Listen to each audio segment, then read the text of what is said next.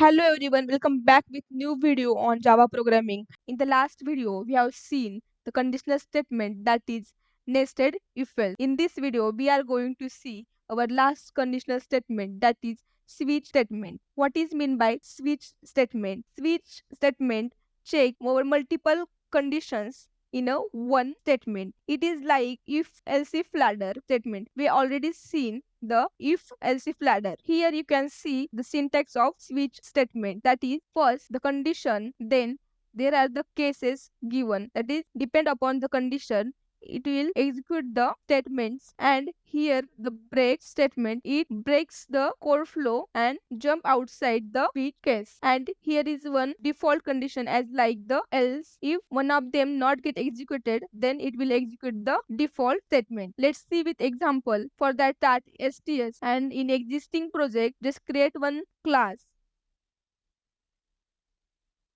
name it as a switch statement, check the main method, click on finish. Now we are going to take the input from user. For that, create object of scanner class to new scanner.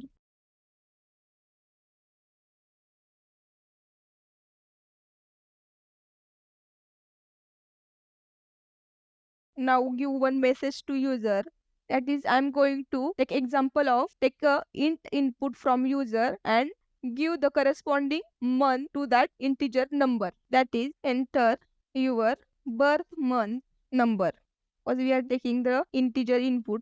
For that, declare one integer variable by using the scanner class object. For integer, we have the next int method, give the semicolon, and then by using the switch, we'll check the condition or expression, that is syntax is switch, then in parenthesis. Here in Java, we have the shortcut method, so it already get created, but we will write it manually so you can understand easily. Write switch in parenthesis, we have to pass the value that we want to check, that is month.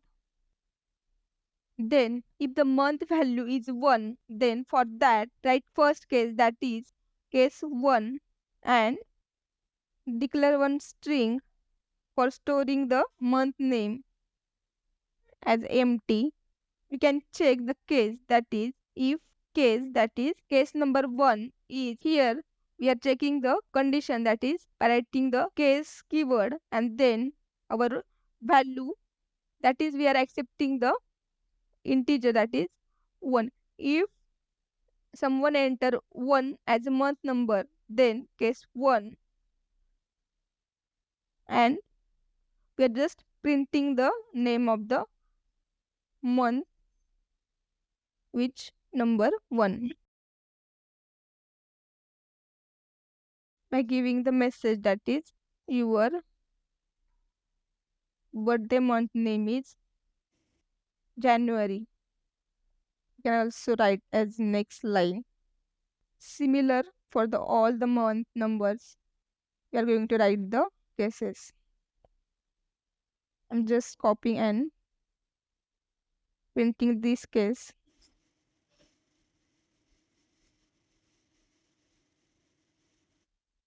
For month number second, accordingly for month number third, fourth, you can write for the remainings. Your birthday month is January, then February,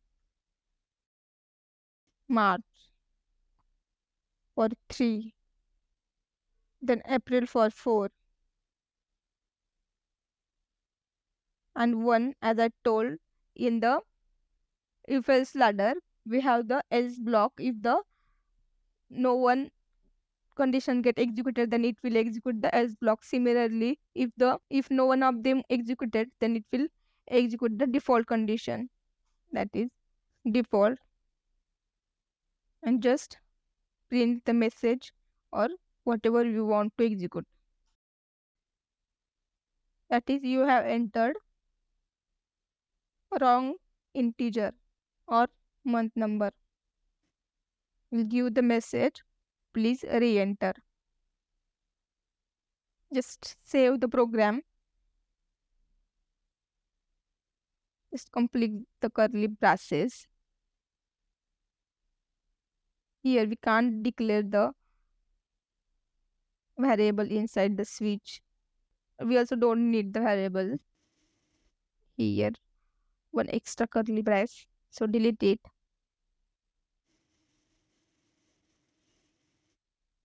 Save the file and run it.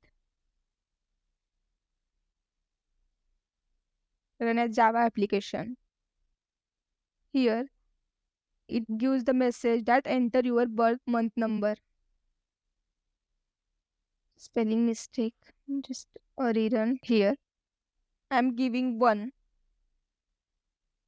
Here all the cases get executed cause while using the switch case, if the one case executed, then we needed to give the break over there, that is break statement. Break. So if the one case, that is true case, get executed, then it will not execute the remaining ones. In each case we need to give the break except the default false. This is last one. So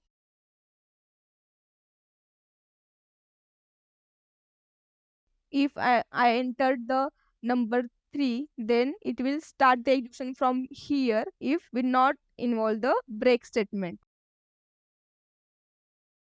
Just clear the console and rerun. Here I'm entering birth number as 2. Here you can see your birthday month name is February. If I enter the wrong number, that is not in cases. Let's see with running what happens. I entered number 7.